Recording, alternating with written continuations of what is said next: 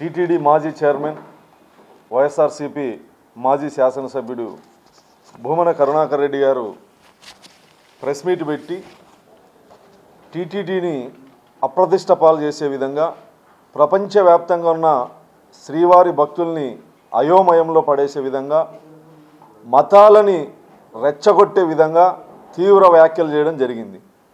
ఎక్కడో గోవులు మరణిస్తే ఆ ఫోటోలు తీసుకొచ్చి టీటీడీ గోశాలలో 100కు పైగా గోవులు మృతి అని చెప్పేసి అసత్యపు అబద్ధపు ప్రచారాన్ని భక్తుల యొక్క మనోభావాల్ని దెబ్బతీసే విధంగా అసత్యాలు మాట్లాడడం జరిగింది. కరుణాకర్ రెడ్డి గారు కూటమి ప్రభుత్వం ఏర్పడిన తర్వాత గౌరవ ముఖ్యమంత్రి చంద్రబాబు నాయుడు గారు ముఖ్యమంత్రి అయిన తర్వాత టీటీడీ ప్రతిష్టని పెంచే విధంగా చర్యలు తీసుకోవడం జరిగింది. అదేవిధంగా బోర్డు నియామకం తర్వాత బోర్డు చైర్మన్గా బిఆర్ నాయుడు గారు పాలక మండలి బాధ్యతలు తీసుకున్న తర్వాత అదేవిధంగా ఈవో గారు కానీ అడిషనల్ ఈవో గారు కానీ ముఖ్యమంత్రి గారి ఆదేశాల ప్రకారం గత 5 సంవత్సరాల్లో టీటీడీ ప్రతిష్టకు భంగం కలిగింది. భక్తులు చీదరించుకునే విధంగా గత 5 సంవత్సరాలు వైఎస్ఆర్ కాంగ్రెస్ పార్టీ భూమన కరుణాకర్ రెడ్డి గారు కానీ సుబ్బారెడ్డి గారు కానీ చైర్మన్గా ఉన్నప్పుడు టీటీడీని ఆదాయ వనరుగా మార్చినటువంటి దుర్మార్గులు ఎవరైనా ఉన్నారంటే అది వైఎస్ఆర్ కాంగ్రెస్ పార్టీ చైర్మన్లు ఇద్దరు. అదేవిధంగా అప్పటి ధర్మారెడ్డి ఈవోగా ఉన్నప్పుడు కూడా అనేక అవకతవకలు కుంభకోణాలు డాలర్లు మాయం అదేవిధంగా టికెట్లని కోట్ల రూపాయలకి టికెట్లని గత 5 సంవత్సరాలు అమ్ముకోవడం జరిగింది.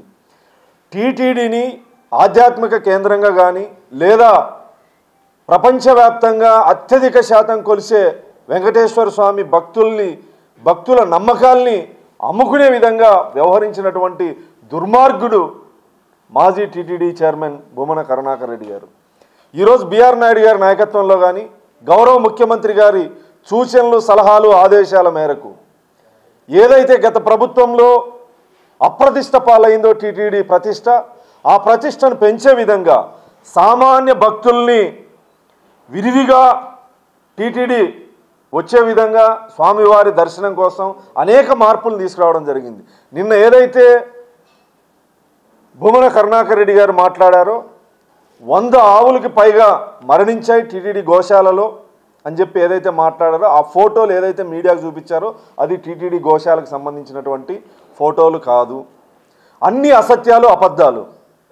జియో ట్యాగింగ్ లేదు, పరిశుభ్రత లేదు, ఆవుల యొక్క జనన మరణ ధృవీకరణాలు పట్టించుకోవడం లేదని చెప్పేసి మాట్లాడడం జరిగింది. సామాన్య భక్తులు గోశాలను సందర్శించినటువంటి భక్తులు అనేక మంది మాట్లాడడం జరిగింది.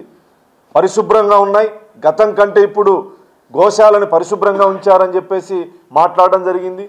ఈవో కానీ అడిషనల్ ఈవో గారు కానీ లేదా చైర్మన్ గారి ఆధ్వర్యంలో కానీ గోశాలని ఎప్పటికప్పుడు పర్యవేక్షించడం జరుగుతూ ఉంది.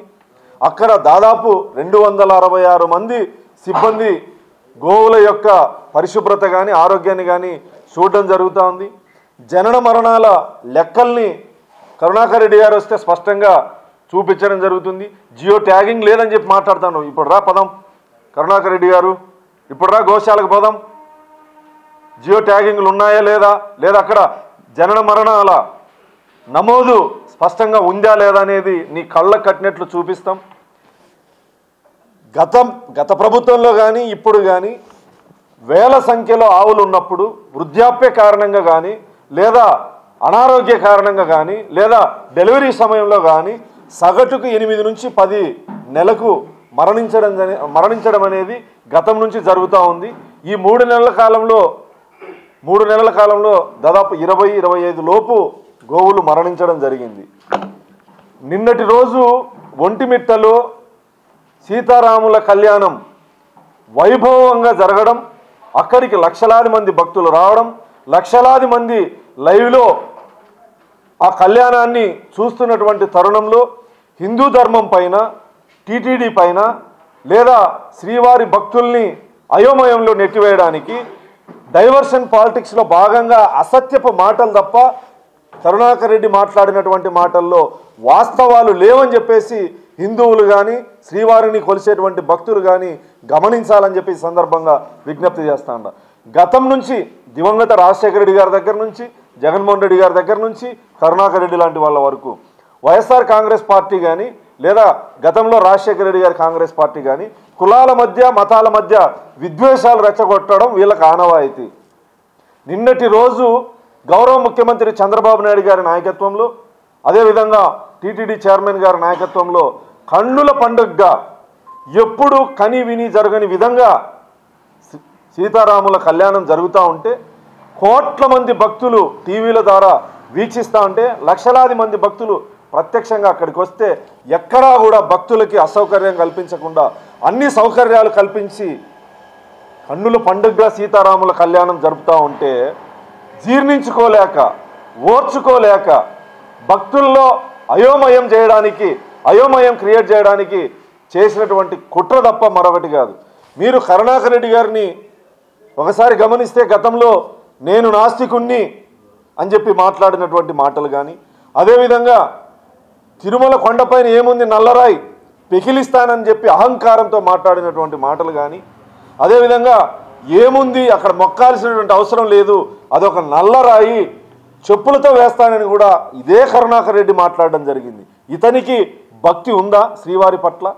ఇతను ఈరోజు సనాతన ధర్మం గురించి హిందూ ధర్మం గురించి ఆధ్యాత్మికంగా మాట్లాడడం ఏదైతే ఉందో అది కేవలం భక్తుల్ని మనోభావాలు దెబ్బతీసి విద్వేషాలు రెచ్చగొట్టే కుట్ర తప్ప మరొకటి కాదని చెప్పి నేను సందర్భంగా తెలియజేస్తా ఉన్నాను.